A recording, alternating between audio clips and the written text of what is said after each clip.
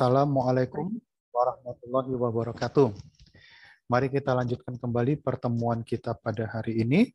Jika pada sebelumnya kita sudah membahas tentang perhitungan nilai ekspor, nah kali ini mari kita lanjutkan.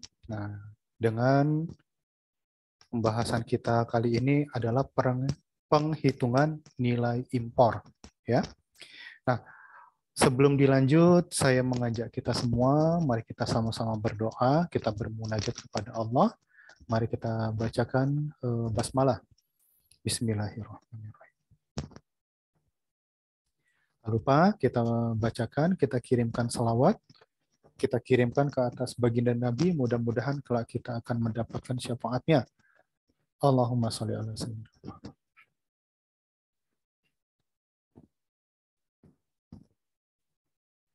Baik, sebelum kita lanjutkan, saya coba tampilkan, saya coba share file untuk pembahasan kita hari ini.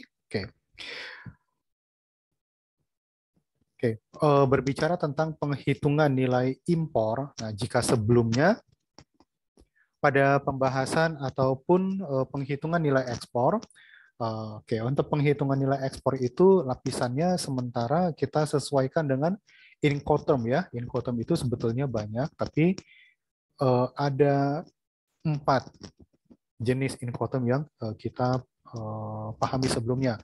Ex-work, FOB, CFR, dan CIF. Nah, tidak jauh berbeda dengan penghitungan nilai ekspor. Nah, untuk penghitungan nilai impor, penghitungan nilai impor di sini posisi kita sebagai pembeli atau kita sebagai importer begitu. Oke, baik.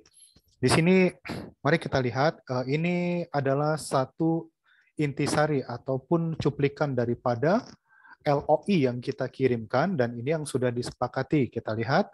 Nah, perlu saya sampaikan, yang senantiasa kita bahas, yang selalu kita bahas ini, semata-mata ini kita ambil berdasarkan real case ya. Nah, jadi betul-betul dari kasus yang nyata. Jadi bukan suatu hal yang mengada-ngada, bukan gitu ya. Oke, kita lihat di sini.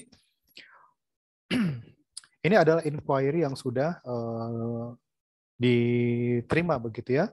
Tanggal 22 Desember tahun 2021. Oke. Nah, di sini posisi kita sebagai pembeli, kita ajukan ini kepada supplier. Suppliernya di sini adalah Universal Corps yang ada di Singapura begitu ya. Oke, nah di sini ada kontak personnya. Oke.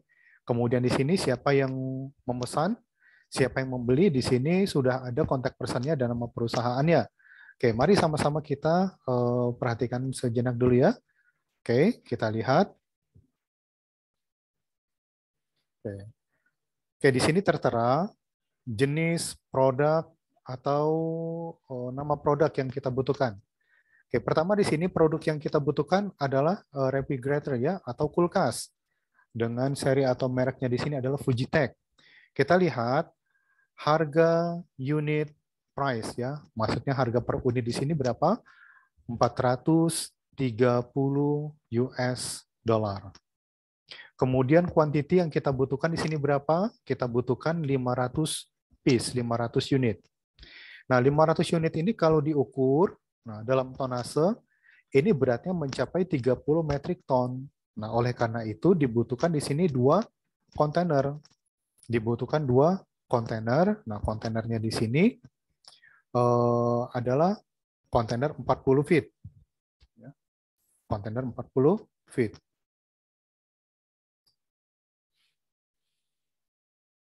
Nah, berikutnya di sini sudah disepakatin harga freight-nya itu dari Singapura ke Indonesia. Tarifnya itu sebesar 895 US dollar ini per kontainer. Sedangkan asuransinya itu adalah 7%. 7% dihitung dari 75% dari nilai FOB. Di mana nilai kurs atau nilai tukar yang terjadi disepakati dari US dollar ke rupiah itu adalah 14.275. Nah, berikutnya sama-sama mari kita lihat di sini adalah biaya handling ataupun biaya layanan ke pelabuhan di Indonesia di Tanjung Priok. Di sini kita lihat ada biaya offloading fee ya. Di sini adalah biaya unloading ya, itu sebesar 2 juta rupiah per kontainer. Kemudian ada biaya clearance di pelabuhan, jadi begitu barang itu turun dari kapal, kemudian barang itu mengendap, nah kemudian diperiksa segala sesuatunya gitu ya. Nah, itu sebesar 2 juta per kontainer. Ada biaya dokumen, nah ini biaya dokumen akibat penerbitan modul impor ya. Nah, di sini ada dokumen pemberitahuan dan lain sebagainya begitu ya. Totalnya biaya itu adalah 3.500.000 per kontainer. Nah, untuk mendatangkan barang-barang ini dari luar negeri, nah di sini kita menggunakan peran dari bank gitu ya. Nah, di sini bank menetapkan biaya komisinya sebesar 0,5%. Nah, kemudian saudara, di sini perlu kita pahami juga ada biaya custom handling. Nah, untuk impor, nah ini ada custom handling, di dalamnya ada tarif bea masuk. Besarnya itu 5%, kemudian ada tarif PPN 10%, ada PPh pasal 22 2,5%. Nah, kemudian di sini kalau tadi di sini berlaku ada nilai kurs, nilai tukar untuk mengkonversi dari nilai rupiah ke dolar atau dolar ke rupiah ya. Nah, besarnya 14.275. Untuk custom handling ini dikenal ada namanya nilai dasar penghitungan bea masuk. Nah, jadi nilai dasar penghitungan bea masuk ini boleh diidentikan dengan kurs, tapi kurs hanya untuk menjadi acuan penghitungan nilai bea. Nah, besarnya di sini 14.200 rupiah per US dollar. Kemudian di sini ada biaya administrasi penanganan barang impor. Nah, di sini kita menggunakan jasa bank. Nah, bank itu menetapkan bunga itu 2% per bulan. Ya. Nah, oleh karena kegiatan seperti ini, oleh bank bunga itu dihitung untuk skala 3 bulan. Untuk skala 3 bulan. Kemudian untuk telex, nah ini telex ini adalah sarana media komunikasi untuk penerbitan LC dan lain sebagainya begitu ya. Ini dikenakan biaya Rp150.000 untuk penerbitan LC. Ada biaya undername atau biaya jasa ekspedisi muatan kapal atau forwarder sebesar 4 juta per modul. Kemudian di sini ada biaya tracking, ya biaya tracking ini 2.750.000 per kontainer ya. Nah, kemudian ada biaya gudang. Biaya gudang di sini dikenakan berapa? 1 juta per kontainer per hari. Nah, di mana barang yang sudah datang sebelum diadakan proses bongkar secara lebih lanjut, ini diinapkan di gudang dan ini diperkirakan mengendap selama 2 hari. Kemudian ada biaya bongkar ini sebesar 1 juta rupiah per kontainer. Oke, mohon diperhatikan di sini. Nah, di sini ada custom handling atau biaya-biaya dari penanganan kepabeanan. Ada bea masuk, PPN. Oke, nah kemudian kita perlu tahu pengenaan tarif ataupun bea yang ada di sini dari mana acuannya. Nah, mari sama-sama kita lihat. Oke, nah berikutnya mari kita lihat untuk penghitungan awalnya. Untuk penghitungan awalnya, seperti halnya tadi kita pada hitungan ekspor, nah di sini juga perlu kita ketahui dulu perhitungan nilai FOB. Nah, nilai FOB di sini, nah karena di sini informasinya sudah demikian rupa, tadi kita lihat di sini nilai di sini tidak ada biaya, berarti harga yang ditawarkan adalah harga all in oleh si eksportir di luar negeri ya. Nah, ini harga yang kita terima sudah all in, nah berarti di sini dapat kita hitung. Biaya FOB ini adalah biaya yang terjadi dari nilai harga dikali dengan quantity. Ya, tadi kalau tadi harganya itu $430, 430,5 dolar per unitnya. Nah, kemudian kuantitinya di sini ada 500, berarti sudah bisa dihitung. Berarti nilai FOB itu 430,5 dikali 500, dapatnya berapa? Dapatnya $215.250. Kontainernya yang dibutuhkan berapa? Kontainer yang dibutuhkan di sini ada 2. Oke, tadi di sini dapat kita hitung biaya freight-nya tadi di sini adalah 895. Nah, berarti 895 dapat dikali 2 dapatnya 1.790 US dollar. Oke. Nah, kemudian biaya FOB tadi kita tambahkan dengan biaya freight. Nah, inilah kita dapatkan nilai CFR untuk barang impor. Asuransi tadi 7% dari 75% nilai FOB. Nah, nilai FOB-nya tadi sudah kita dapatkan 215.250 dolar dikali 75% dikalikan tarif asuransinya 7%, dapatlah nilai asuransi 11.300.63. Oke. Nah, harga FOB ditambahkan dengan harga freight, inilah jadi CFR. CFR ditambahkan nilai asuransi, dapatlah CIF. Cost Insurance and Freight, ya. Jadi harga total CIF import adalah 228.340.63. Nah, tadi kita ketahui nilai tukar kurs komersialnya itu 14.275. Berarti dapat kita hitung nilai CIF dalam bentuk rupiah, dalam mata uang rupiah adalah berapa? 3.259.421.88. Inilah nilai CIF-nya. Oke. Nah, sekarang kita ingin menghitung. Kalau tadi di sini sudah kita dapatkan nilai CIF, baik itu dalam US dollar ataupun dalam rupiah. Oke, berikutnya mari kita hitung. Biaya-biaya apa saja yang terjadi selama di pelabuhan, di kedatangan, begitu ya. Nah, di sini ada biaya offloading. Nah, biaya offloading ini kita hitung berdasarkan kontainer. Kontainer ada 2. Nah, berarti di sini totalnya biaya offloading adalah 4 juta.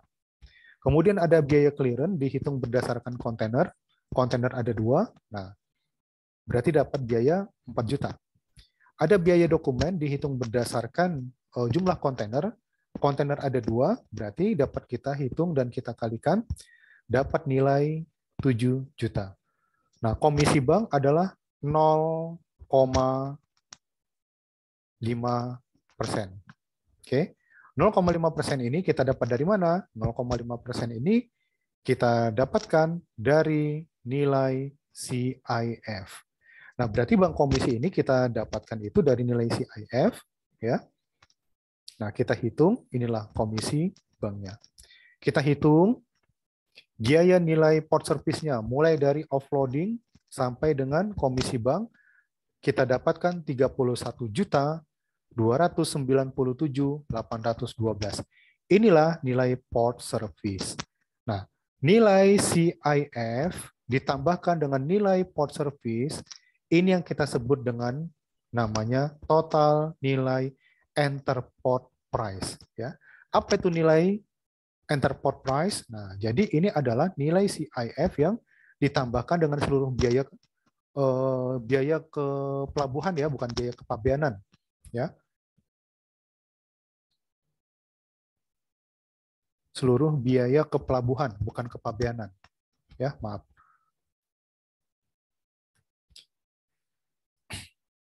Jadi sejak tiba hingga barang itu discharge, ya, diturunkan dari kapal.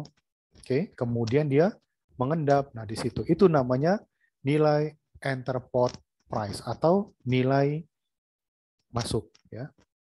Nilai masuk pelabuhan. Oke. Nah, berikutnya, nah, untuk mencarinya ini tadi ya, nilai CIF ditambah dengan total nilai biaya ke pelabuhan, dapatlah nilai interport, ya. Nah, berikutnya kita ingin mencari yang namanya nilai pabean. Ya, nilai pabean. Tapi sebelumnya mari kita hitung dulu. Tadi ini adalah nilai CIF dalam dolar 228.340,63. Kalau dirupiahkan 3.259.812.000. 562.421,88.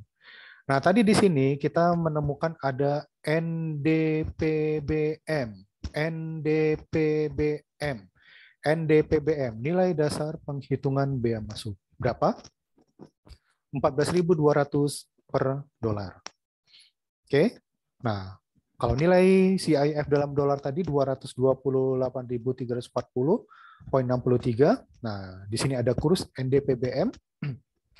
Angka ini dapat kita hitung. 228.000 nilai CIF dalam dolar dikalikan dengan NDPBM dapatlah 3.242.436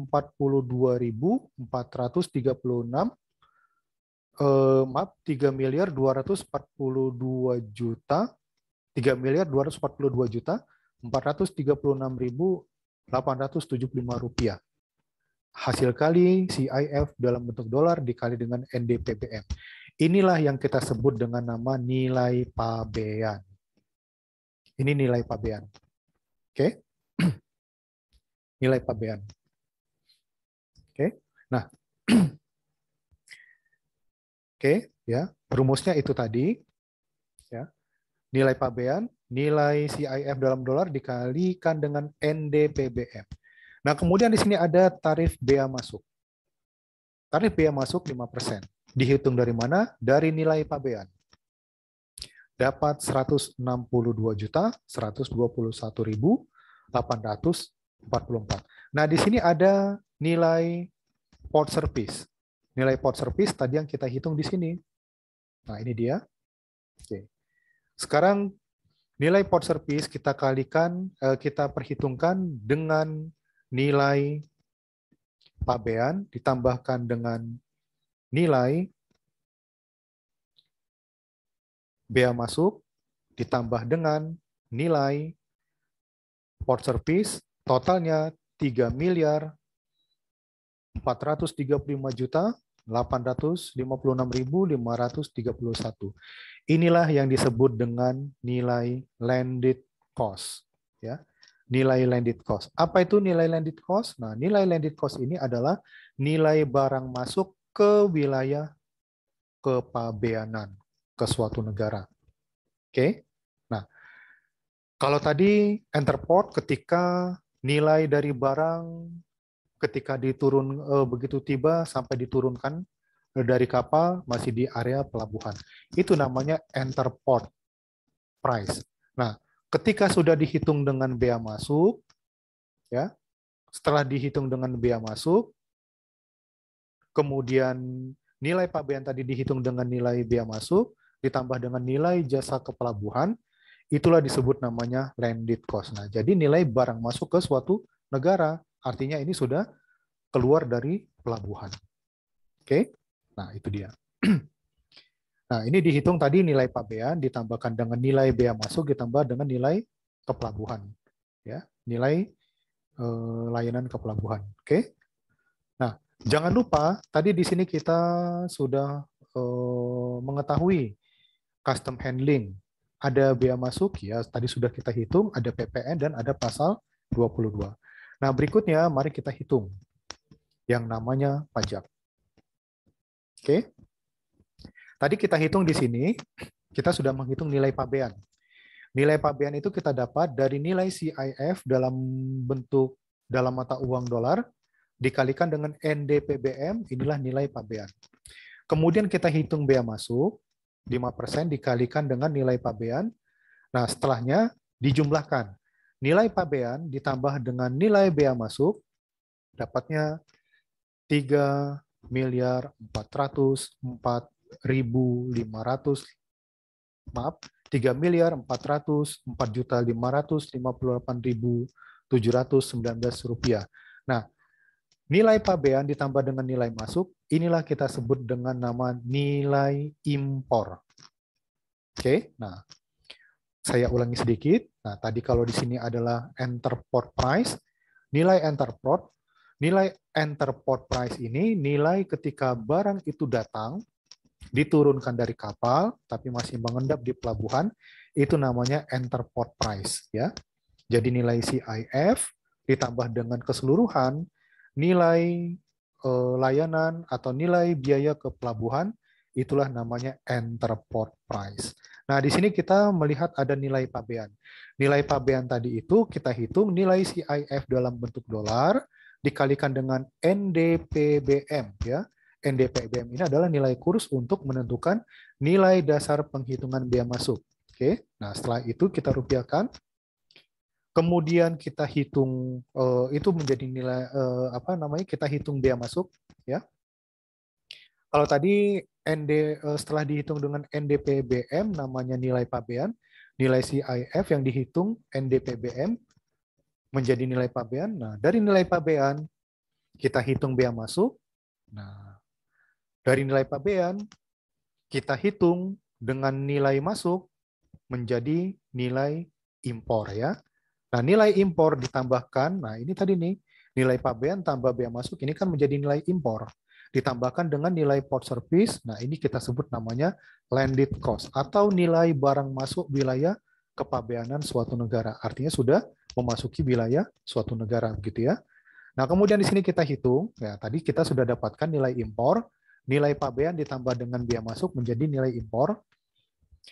Nilai impor inilah yang menjadi dasar acuan untuk menghitung pajak PPN, pajak penghasilan, dan PPNBM, pajak pertambahan nilai barang mewah.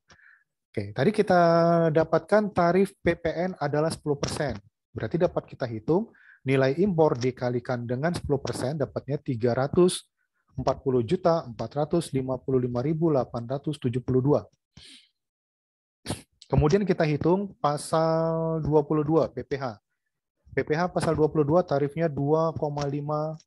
Dihitung dari nilai impor dapatnya 85.113.968. Oke.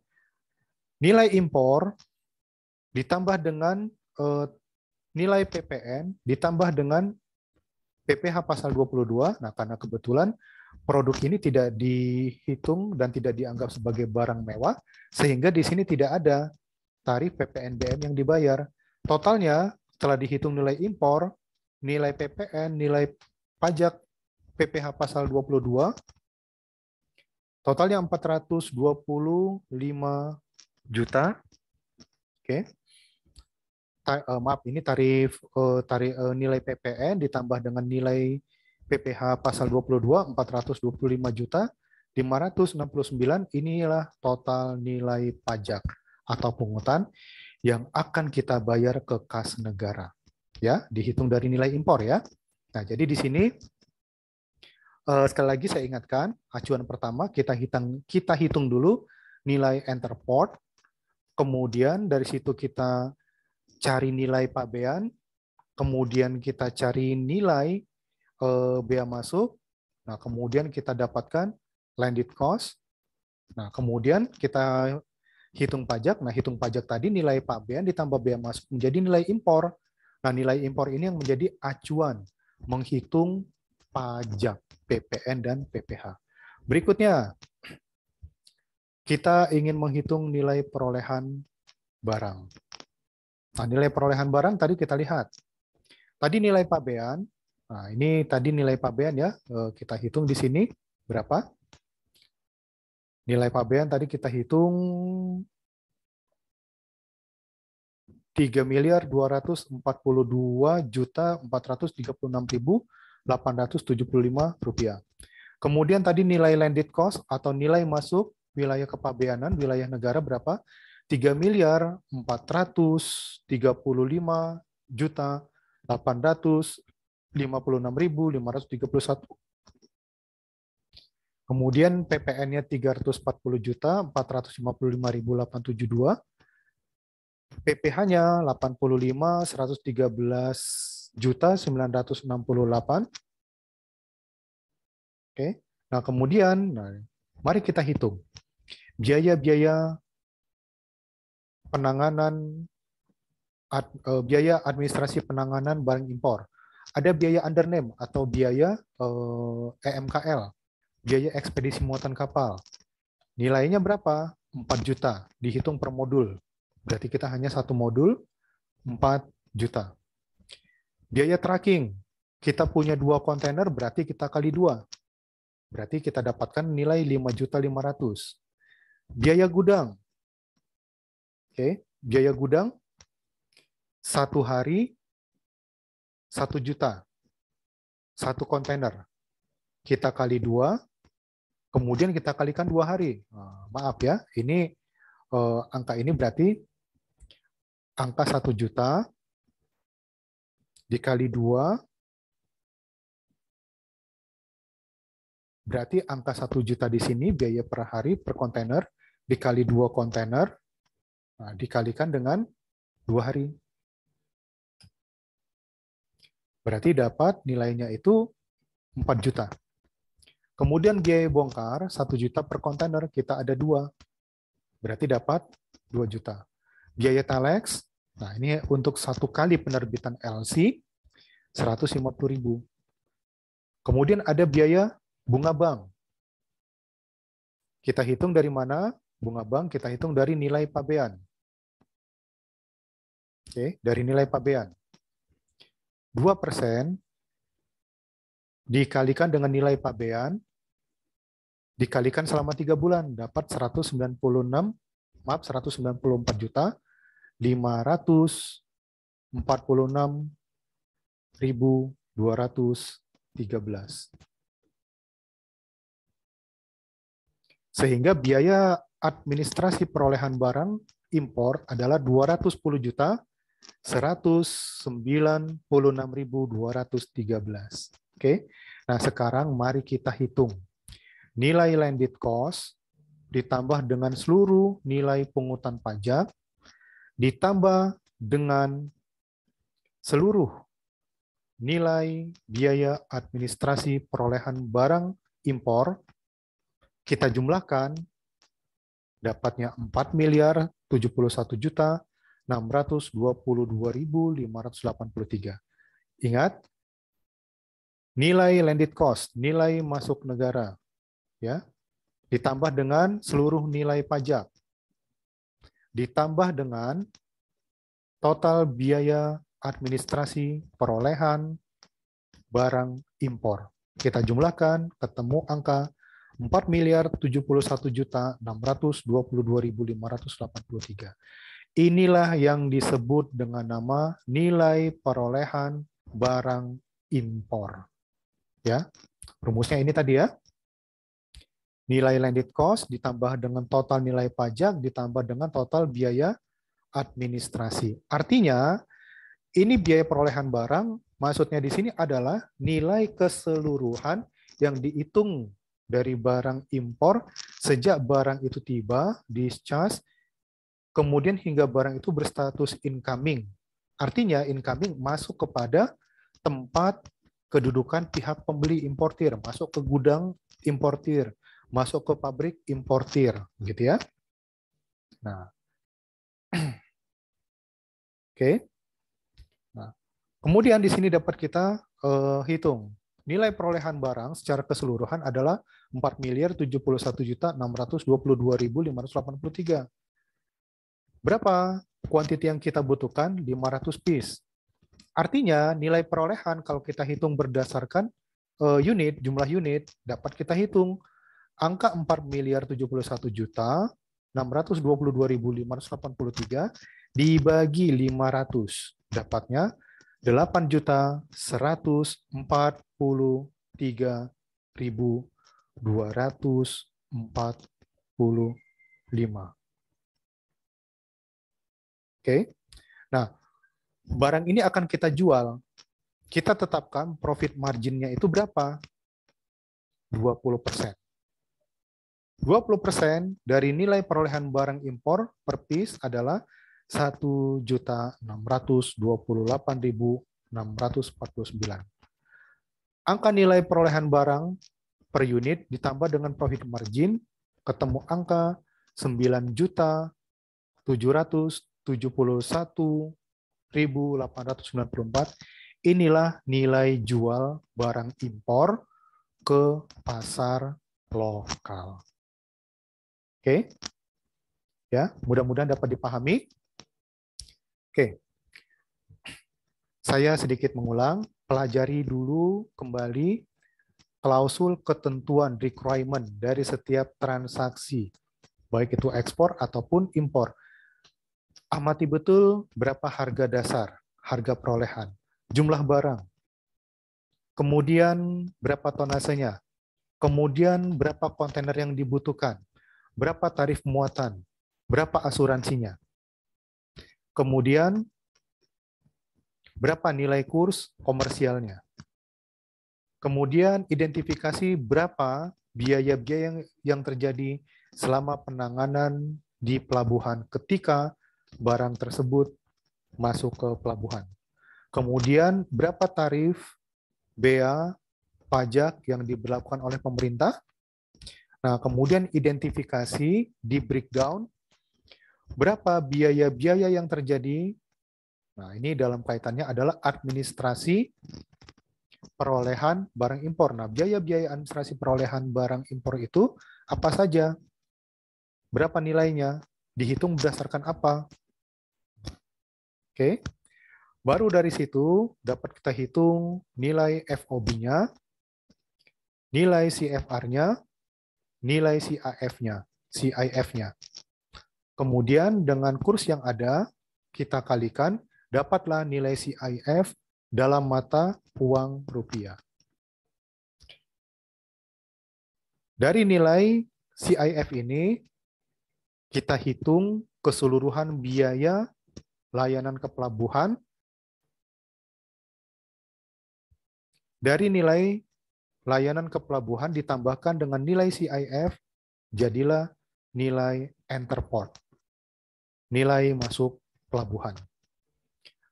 Kemudian kita hitung CIF dalam mata uang dolar dikalikan dengan nilai dasar penghitungan bea masuk, nilai kurs yang menjadi NDPBM. Kita kalikan, dapatlah nilai rupiah, itu yang disebut dengan nilai pabean. Kemudian, dari nilai pabean inilah kita hitung bea masuk. Nilai pabean ditambahkan dengan nilai bea masuk, inilah disebut namanya nilai impor.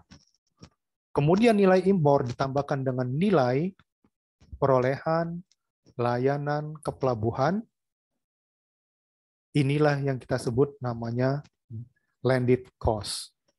Ya, landed cost. Artinya, nilai barang masuk ke wilayah pabeanan suatu negara. Artinya benar-benar sudah masuk ke negara.